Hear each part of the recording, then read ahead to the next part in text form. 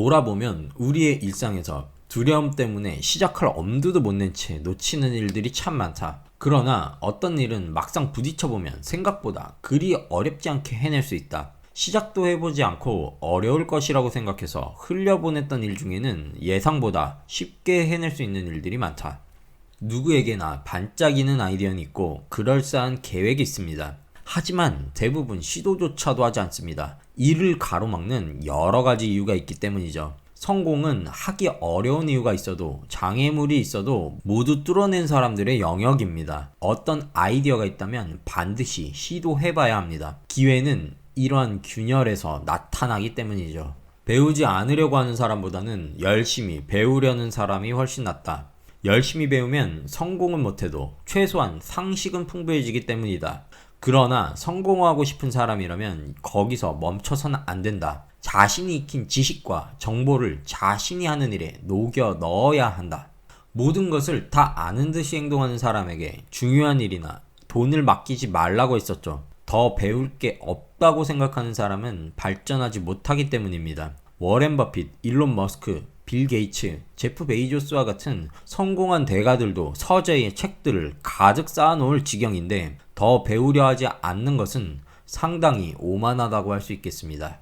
변화는 자신이 기꺼이 받아들이겠다고 마음을 달리 먹어야 진정으로 이룰 수 있다. 남이 억지로 끌고 가서 변화하게 만드는 것은 한계가 있다. 아무리 실력 있는 과외 선생을 붙여주고 값비싼 학원을 끊어줘도 본인이 공부하지 않으면 성적은 결코 오르지 않는다. 산의 진미를 대령하고 심지어 그것을 숟가락에 담아 입에 넣어주어도 본인이 씹어 삼키지 않으면 영양분이 되지 못한다.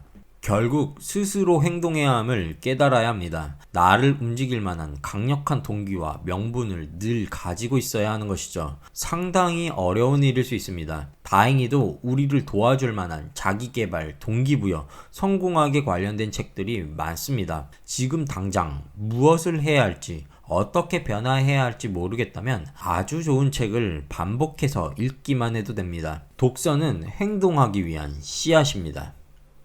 실패하는 사람들의 공통적인 특징이 있다. 작은 저항만 나타나도 마치 기다렸다는 듯이 일을 포기한다는 것이다. 기다렸다는 듯이라는 표현이 이렇게 적절할 수 없다. 결과물을 정교하게 만들기 위해서는 토론과 챌린지가 필수인데 실패하는 사람들은 챌린지에 부딪히면 거기서 포기해버리고 만다. 쉽게 포기하게 되는 일은 세 가지 부류입니다. 누군가 시킨 것이거나 하고 싶지 않거나 장기적인 안목으로 접근하지 않은 일들이죠. 늘 포기하는 사람은 이런 종류의 일들만 하고 있다는 이야기입니다. 단 한 번 사는 인생을 이런 종류의 일들로만 채운다는 건 너무나 아쉬운 일입니다. 현재 내가 하고 싶으면서 장기적으로 유망한 일을 하고 있는지 점검할 필요가 있겠죠. 스티브 잡스는 죽기 전 마지막 연설에서 누군가를 위해 살지 말라라고 이야기했습니다.